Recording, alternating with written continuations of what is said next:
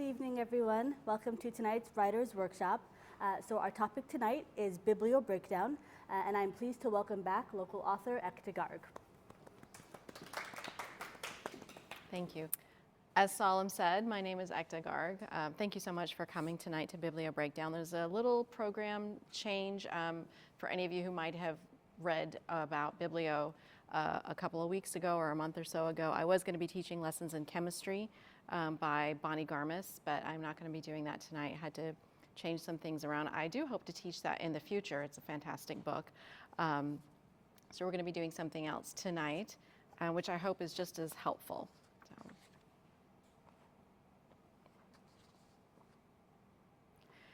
How would you feel if I asked, how dare you?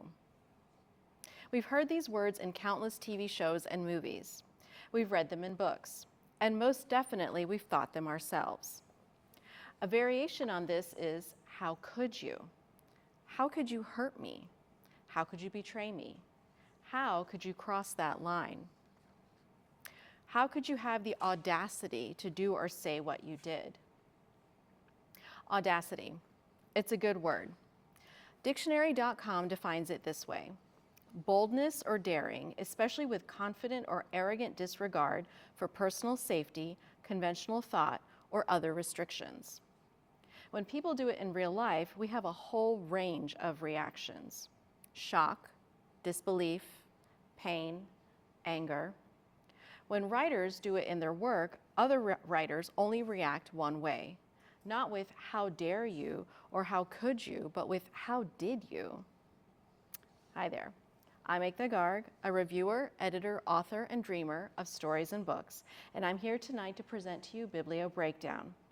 This talk is based on my writing podcast that airs on my author website. Tonight, we're going to be talking about audacity in our writing within the context of The Nature of Fragile Things by Susan Meisner. I'll offer analysis and writing exercises along the way so you can see what this book has done well and put it to practice in your own writing. Let's get started. At the opening of the historical novel, The Nature of Fragile Things, Irish immigrant Sophie Whalen gets off a train in San Francisco in 1905. She has just crossed the entire country, a 6-day train ride that leaves her a little anxious but clear-eyed about her future. After 2 years in New York City, she knew she had to get out, and she jumped at the first chance to do so, even if that means marrying a complete stranger. Sophie came to New York from Ireland wanting a fresh start in life. What she got was poor living conditions in the tenements of the city and a terrible job in a factory. It was about as far from fresh as a person could get. So when she sees an ad in the newspaper placed by a widower seeking a wife and mother for his young daughter, Sophie doesn't even stop to consider what might happen. She answers the ad placed by Martin Hawking, packs up her few belongings, and heads to California.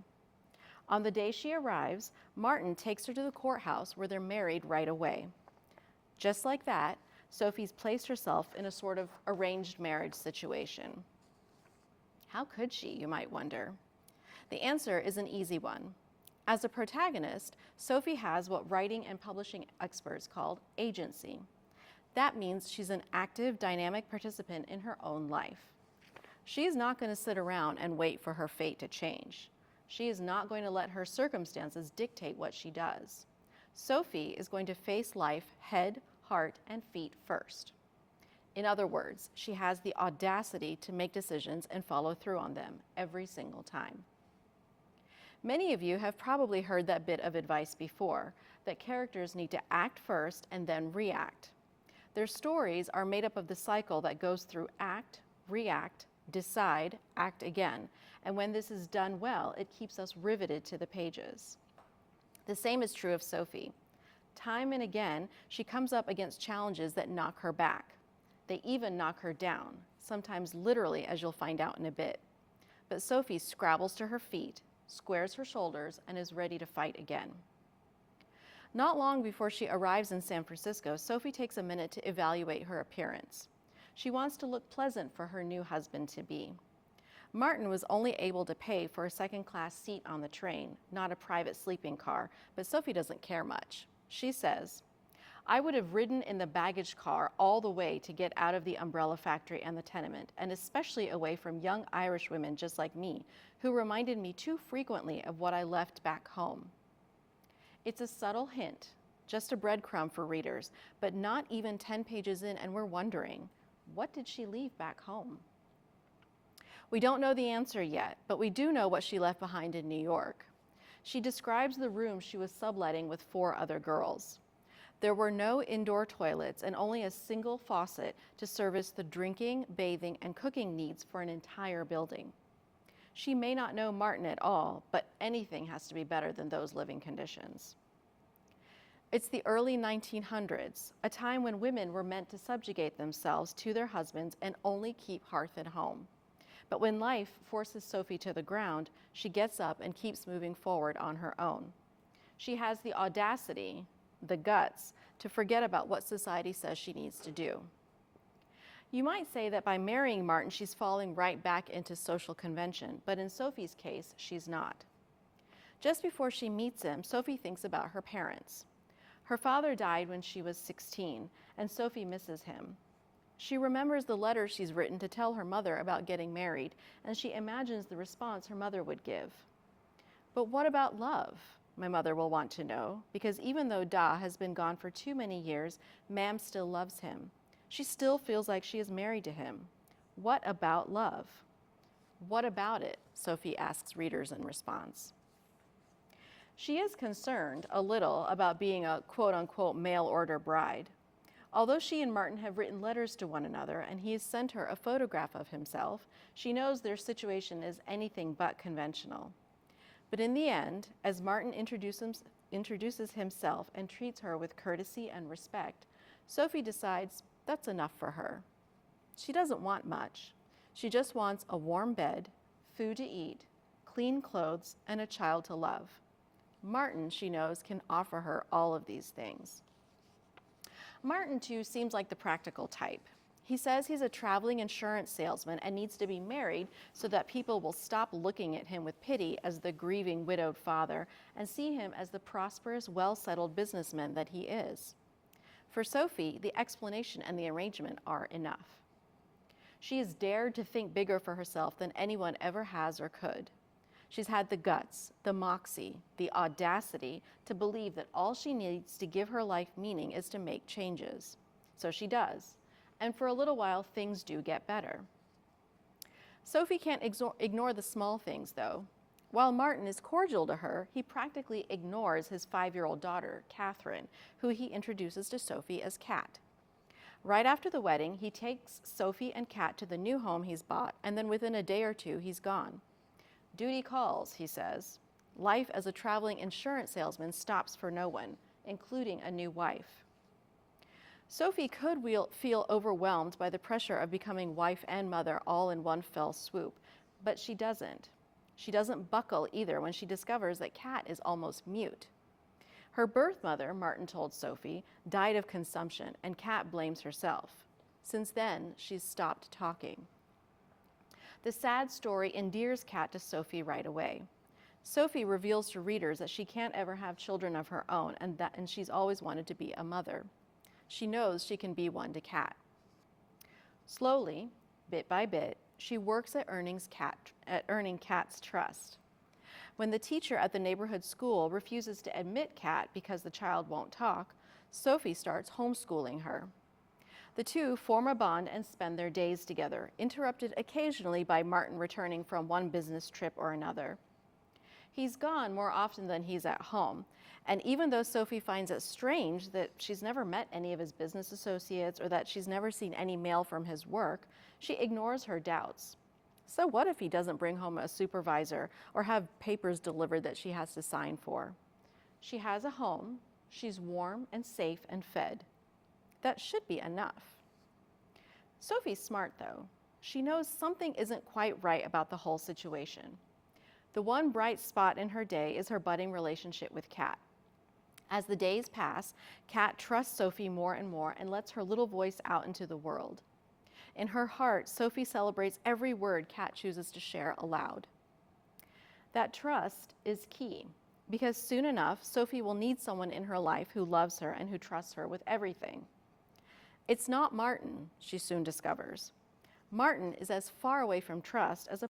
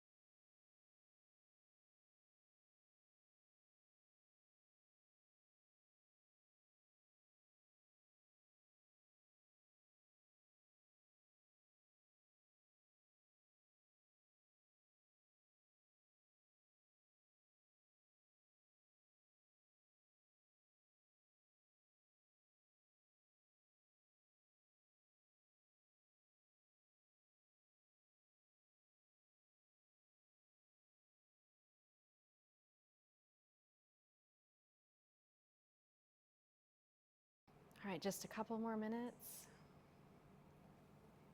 Maybe start wrapping up your final thoughts. All right, that's time. So did you all get a chance to at least look at some of the choices protagonists have been making? Yeah, anybody want to share before and after choices? You don't have to, it's totally up to you. I can share. Sure. Mine wasn't really like a book per se. No. That I was thinking about. It was like a forum role play thing. Okay. Where basically I play one character, the other person played another character, and we make pulls back and forth. Mm-hmm. And so I was thinking about that. And my character was this female character who was kind of like fed up with her life for the most part. And she gets visited via portal. Well, she doesn't even realize it's via portal, but she's visited by this female knight from a whole nother world. Okay. And the knight is like forcing her to come with her, like trying to plead with her to come with her. Right. She does so, but she does reluctantly in like the story. Right. However, when I brainstorm other choices, like, okay, what's some other choices she could have done? She could have ran out of the room. Mm-hmm. She could have fought the knight. Mm-hmm. She could have dialed 911 and have the knight arrested. She could have ignored the knight and went back to sleep. Yeah. She could have tried to convince the knight to stay and explain the situation. Mm-hmm. She could have tried to kill the knight if she wanted to, like if she really, really wanted to. Yeah. She could have just annoyed the knight and then just to annoy her. She could have jumped out the window. She could have agreed more willingly rather than like aggressively. She could have asked to go somewhere else other than back to the knight's world. Mm-hmm. Or she could have actually just took the knight somewhere else rather than keep her in the room. Yeah. And you know what I love about that is that in every single one of the choices that you listed, your character is making an active choice. You know, she's actually going to take an active decision to do something, and I wouldn't be surprised if it completely changes, at least in some of those scenarios, the way that the story goes. That's great. Anybody else?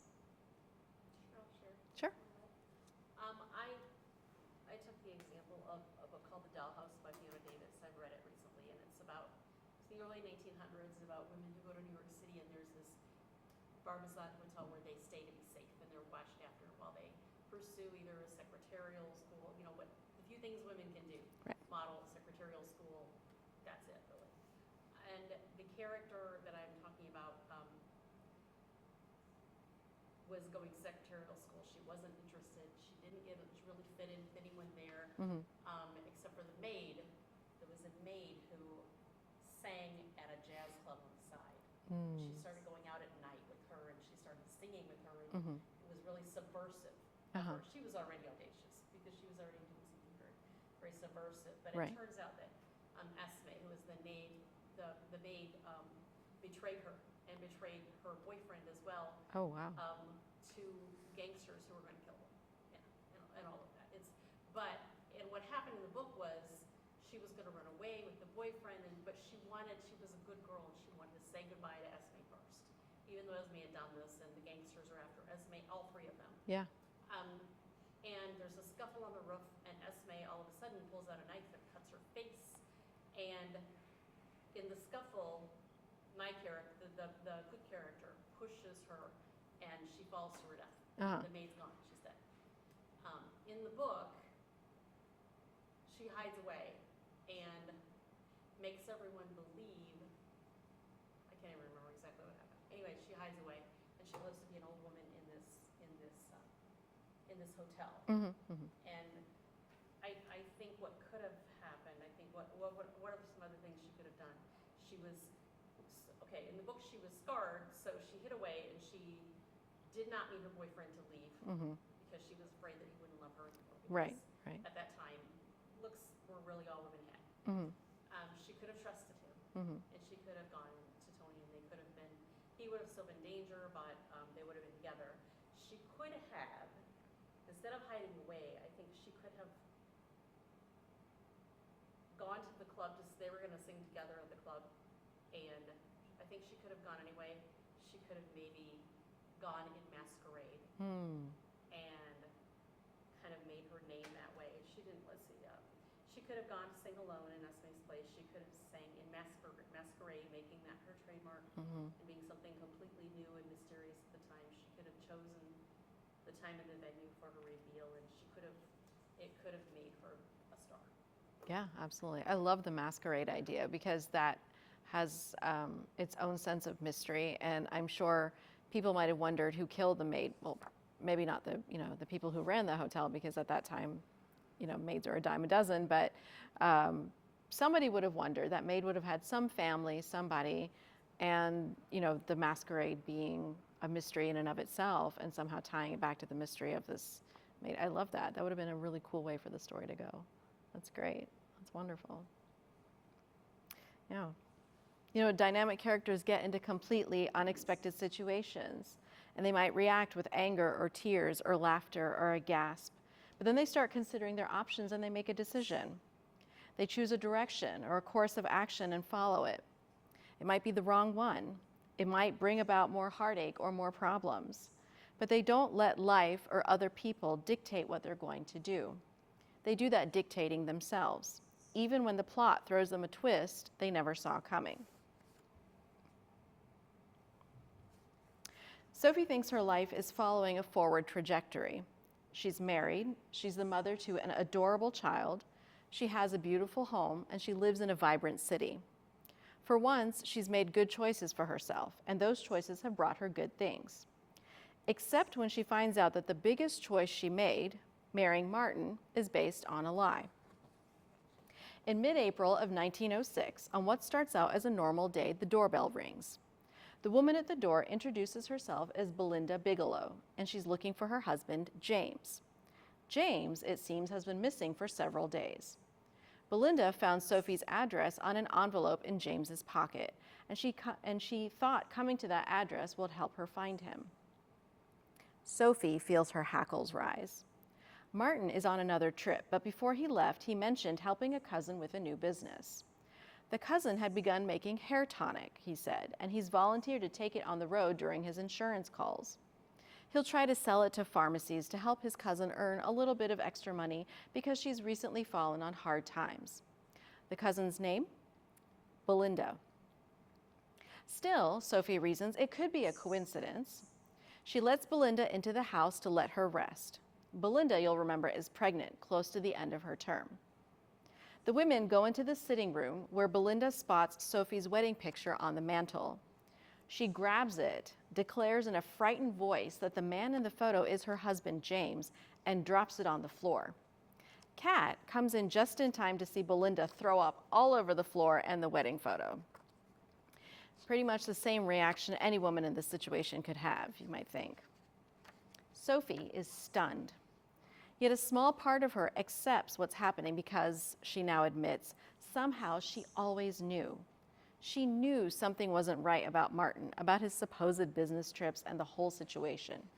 She had chosen, yes, chosen to overlook all of that because she had gotten what she wanted from life. But she can't overlook this. She's angry and confused and scared. What about Kat? If Martin or James or whatever his name is did marry both Belinda and Sophie, who is Kat's actual stepmother?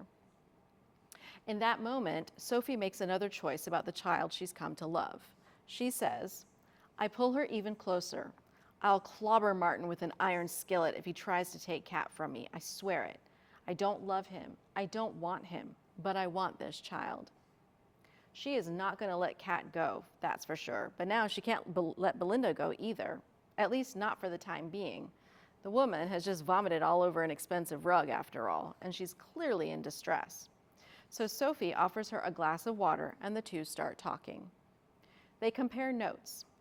Sophie tells Kat to go up to her room to play, but she's pretty sure Kat is sitting on the stairs listening to everything, and Sophie's too upset to worry about it for the moment. As she and Belinda work out the details, they realize that Martin has lied to them both, which makes Sophie wonder, what else has he lied about? She and Belinda go into Martin's study where he keeps parts of his desk locked. Sophie breaks into the desk, and you better believe she doesn't feel bad about that. Martin has broken so many lives now. What's a drawer full of papers compared to that? The plot, as they say, thickens here, because that drawer of papers reveals an even bigger shock. Kat's mother, the one who gave birth to her, isn't dead after all. If Sophie was stunned before, she's reeling now, yet she still has the presence of mind to understand something important. He doesn't care about us, Sophie says to Belinda. He doesn't care about anyone. He's just a soulless, lying cheat. That's why he did these terrible things. Belinda begs her to stop talking, but Sophie's audacity gives her courage. She and Kat are going to pack up their things. Martin's desk contains several papers that prove his fraud, and Sophie collects them along with some valuables. She's going to make sure Belinda gets home to San Rafaela, which is a short train ride away from San Francisco. And then Sophie is going to leave Martin. She is not going to stand for his duplicity a minute longer. Then she makes an even more audacious decision. Although it will carve her into pieces, she is going to find a way to take Kat to the mother who gave birth to her.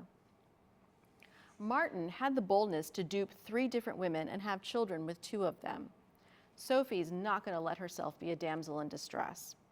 If Martin thinks he's married some sort of wide-eyed sop, he's got another thing coming. By the time evening comes, Sophie has it all planned out. She and Belinda and Kat go to bed. For one thing, it's too late to leave now.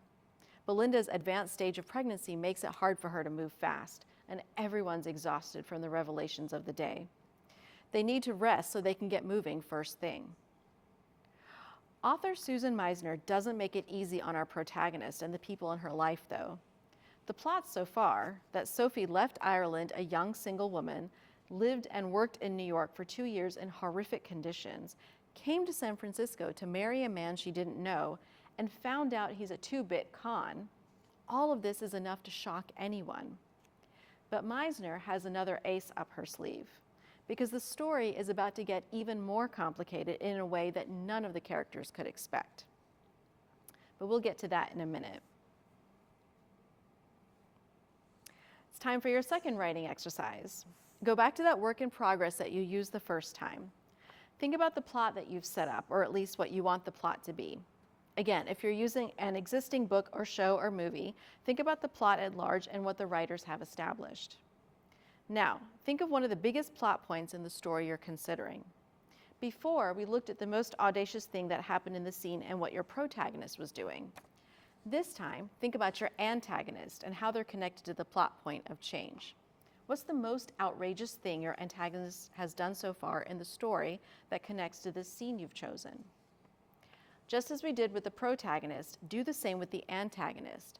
Think of even worse things that person could do. Don't worry if these actions don't fit the plot that's already been laid out.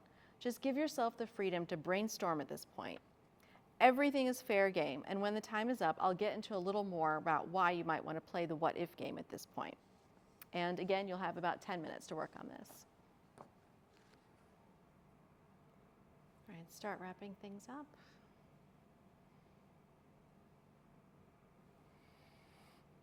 Maybe start putting down final thoughts. And time. Anybody want to share before and after choices of their antagonist? No? Okay, so in both exercises, I've gone through the novel that I'm writing now, Mhm. the timeline, the outline, and I've tried to consider, the plot points, and I haven't come across anything I want to change because my characters are already pretty audacious. Okay. And pretty brazen, and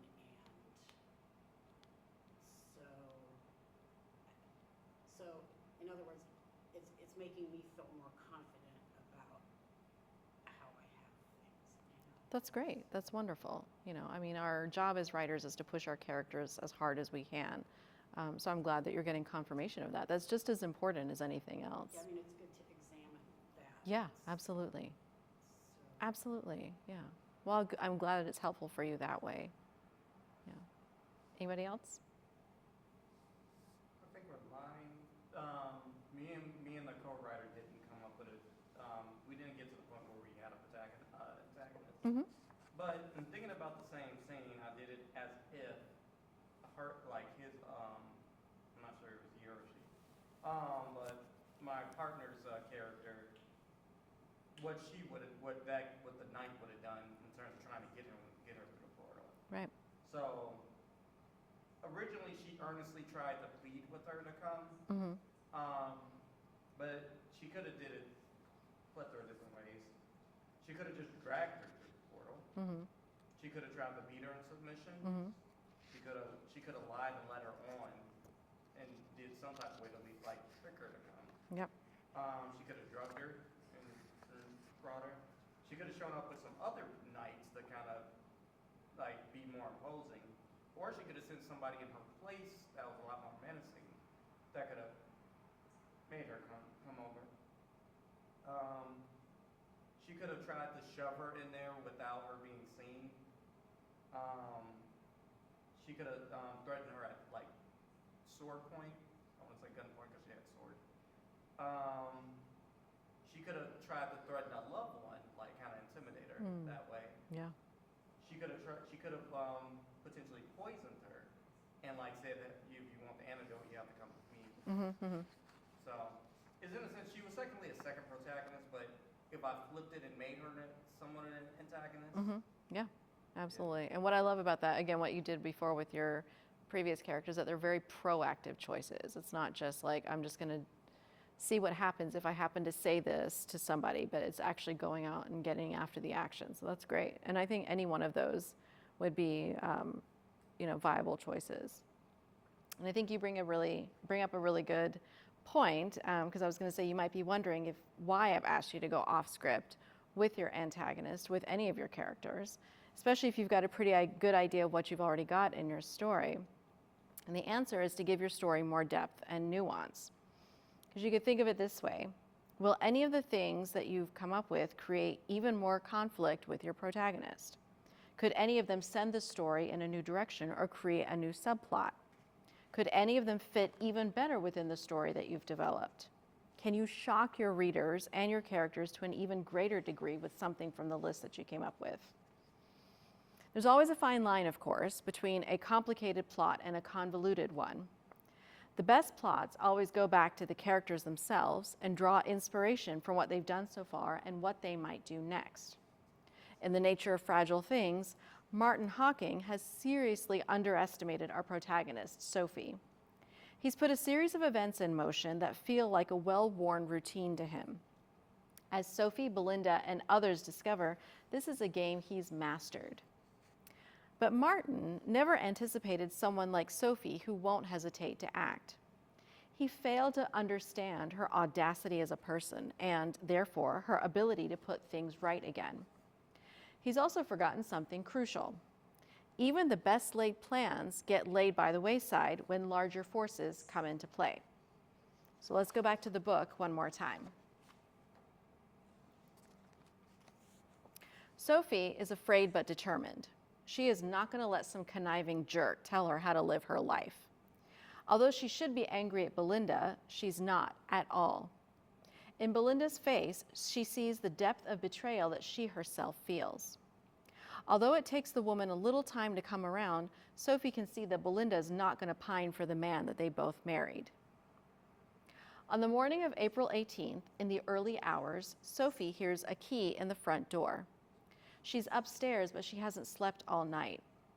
It's almost as if a sixth sense told her to be on the lookout. Only two people have a key to the door of her home, after all, her and Martin. She scrambles to wake up Belinda and Kat, ready to march out of there no matter what happens. All three of them come out of the bedrooms to see the man of the hour at the bottom of the stairs. He doesn't try to fumble his way through an explanation. He doesn't even look mildly surprised that Sophie and Belinda have met. When Belinda yells at him, asking how on earth he could do these horrible things, how he could tell his own child her mother was dead, Martin almost shrugs. "It was easier," he says. Neither Sophie nor Belinda expected that answer, and Martin continues. "It was easier to remove obstacles that complicate my endeavors than to tolerate them." Right then, Sophie knows that Martin is not just capable of conning people, he is also capable of much worse. Martin starts up the stairs. Sophie knows she's going to protect Kat and Belinda at all costs. On the landing, a scuffle ensues. There are screams and arms outstretched and hands pushing. There's confusion and wild-eyed faces, and then a fall. Martin has fallen down the stairs and is bleeding and unconscious. Sophie and Belinda consider what to do next, and then everything changes. The ground begins to shake, and Sophie realizes an earthquake has begun. She's felt a few tremors in the last year since moving to California, but this is most certainly not a tremor. Sophie says, "This is like a beast, huge and loud and monstrous, awakening enraged from slumber. The quaking ceases, but everything within me senses that the beast has not yawned and gone back to sleep. The air around me crackles with foreboding." Although Martin still poses a slight threat, Sophie knows right away that he's now a much smaller problem. If she and Belinda and Kat want to escape with their lives, they're going to have to leave right away. They're also going to have to leave Martin behind. As they gather all the things they packed the night before, including those precious documents that prove Martin is a criminal, the house bucks and heaves again. They all make it out, but just barely. We know now, more than 100 years later, that the 1906 San Francisco earthquake measured a 7.9 on the Richter scale. In theory, the scale has no upper limit, although no earthquake in history has gone above a 9. In other words, this one's a doozy. Here we get to the third element of audacity in Meisner's book, the setting. Meisner has chosen one of the most devastating earthquakes in U.S. history as the main backdrop of her plot. More than 3,000 people ended up dying because of the earthquake and the fires that followed. As Sophie learns in the coming days after the confrontation with Martin, officials in San Francisco had to blow up several blocks with dynamite because it was the only way to stop the fires from advancing further. There was no other choice. An earthquake. A cheating husband who she may or may not have left for dead. A daughter who she may or may not be able to keep. What else could a protagonist possibly endure?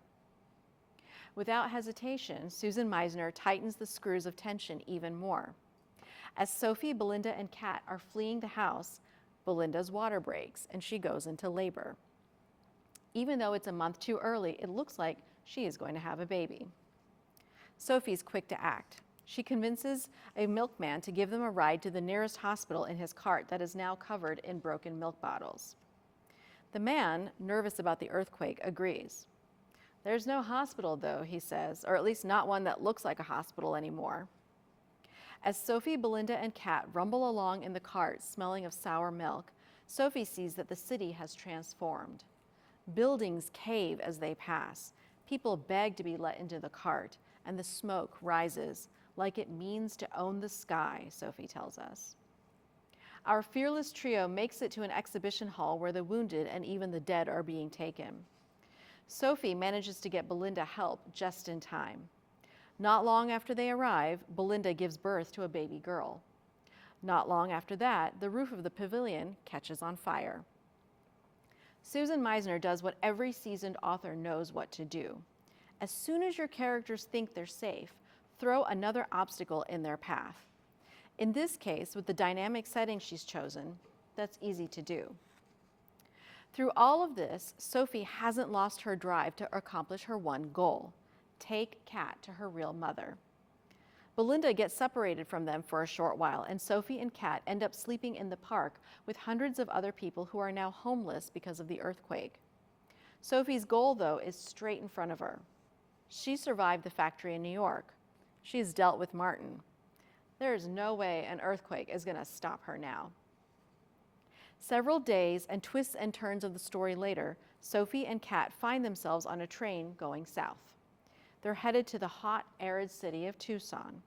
Kat's mother is there, and although Sophie's dread grows with every mile that the train chugs forward, she's also started making some decisions about how she wants to remain active in Kat's life. She's mothered the child for more than a year, taught her, coaxed her out of her shell. She's protected her from Martin and from nature's worst. Once again, despite the circumstances, despite what the law might say, Sophie has made her choice, and no one, absolutely no one, is going to be able to change her mind. So it's time for one last writing exercise. In The Nature of Fragile Things, Susan Meisner uses the 1906 San Francisco earthquake as her story's backdrop. What's going on with the weather in your story? What are the climate conditions like where your protagonist lives and works? Are there any extreme weather issues they have to deal with? Go to that plot point you chose. Think about all the things that are going wrong for the protagonist in that moment. Think about the tension and conflict you've created or observed. Now, let's add an element of the weather to the mix with a key factor. Tie the weather event, whatever it might be, directly to the conflict. Are your protagonist and antagonist having an argument? Maybe one of them turns to leave, except now they can't because of tornado warning. Or maybe they're on a mountaintop and there's a mudslide after excessive rain. Find an organic way to keep the tension tight. Don't try to force it into the story. It's always possible it may not work in this scene, but brainstorm ways that it could happen.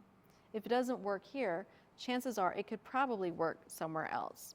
And once again, you'll have about 10 minutes for this. Maybe start getting some final thoughts. And time. Anybody want to share anything about the weather or the setting? Mine's 19th century, so weather affects travel Right, a lot. yeah. My characters have to travel, of course, by carriage, horseback, ferry sometimes. But so I've kind of made this mental note that there might be some other places where, other than just, they can't get from one place to another, where weather might affect what's going on in the story. Their inability maybe to do something that they're doing. So that's a good point. Yeah, absolutely. It's not like you can, if your carriage, leaves without you, it's not like you can call an Uber and be like, well, I just need to go home or back to the hotel, right? Yeah. You've got to, it creates all of these issues that come up and, again, could create some really interesting subplots. Anybody else? Yeah, Louise. Well, in my story, a brother, a man, finds out that his brother was his murderer, Right. Yeah. and he collects evidence, Mm-hmm. and he's a ghost. And he confronts his brother, and he says, I can prove what you did, and you're going to have to pay for it. And just as they're having this big argument, he's laid out all the evidence on the table in front of them. A huge thunderstorm develops outside in strikes the building that they're in, Mm.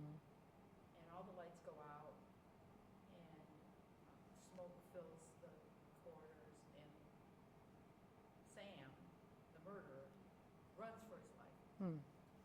And his brother follows him, and then they're standing on the street watching the building go up in flames, and all the evidence is going with it. Oh, wow. That's I love that. Yeah. Yeah, that's great. The only thing you have to be careful with that is making sure that the storm starts early enough that it doesn't feel like it was a plot convenience, if that makes sense. So, maybe earlier in that day. I have, as they're arguing, the Right. building. Right. Yeah. Or even like earlier in that day, there might be a weather forecast. Oh, it might be bad weather, et cetera, et cetera. And, even at the beginning, Sam could make some sort of comment like, well, I don't have time for this. I got to get home because they said it was going to be bad weather today. Just a little throwaway like that. And then they get into their argument and, then all of a sudden this thing happens and then they're running for their life. But I love that because then it's like, well, what do you do next? I would be really curious to find out what happens. Yeah, that's great. That's great. We often take the weather and the physical landscape around us for granted. It's easy enough to do, but if you're looking for a way to amp up tension and possibly add some conflict, then take the certainty of a sunny day away from your characters and see what happens. As Sophie discovers, even when the ground is literally rolling beneath her, her personal convictions make her stand strong. She's lived her life on her terms, and even with a miserable start to her life in the new world, a cheating husband, and the possibility of losing the only child she's ever loved, she is not going to back down. The world has thrown its most audacious self at Sophie Whalen Hawking, but ultimately it's no match for her. The opening pages of the book actually show Sophie talking to a federal marshal several months after the earthquake. The marshal is deeply interested in Sophie and her connection to Martin. Apparently, his scam extended beyond conning women into marrying him. And in the closing pages of the book, even after all these things we've witnessed, Martin's betrayal and Sophie's trip to Arizona, Susan Meisner still has plenty of surprises left for her readers. Like all amazing authors, she has the audacity to push her characters and her plot in places that surprise everyone, which is exactly why writers will finish the book wondering, how did you? And here's one last question to ask, and this is for yourself. Ask, how can I? By staying open to new story possibilities and ideas, you will be able to achieve the same level of craft that Susan Meisner does in The Nature of Fragile Things. How is that possible? It's possible because just asking the question, how can I do the same, could be the first step to writing your boldest, most audacious story yet. I hope you've enjoyed tonight's Biblio Breakdown. If you want to talk books or writing or need help with editing your manuscript, please feel free to come chat after tonight's talk, email me, reach out on social media. You can find episodes of Biblio Breakdown in every month that has 5 Fridays. New episodes air on the 5th Friday of those months. A brand new episode of Biblio Breakdown is slated to release on Friday, March 29th. Until next time, I want to remind you to be brave, be audacious, and challenge yourself in your writing. Thank you.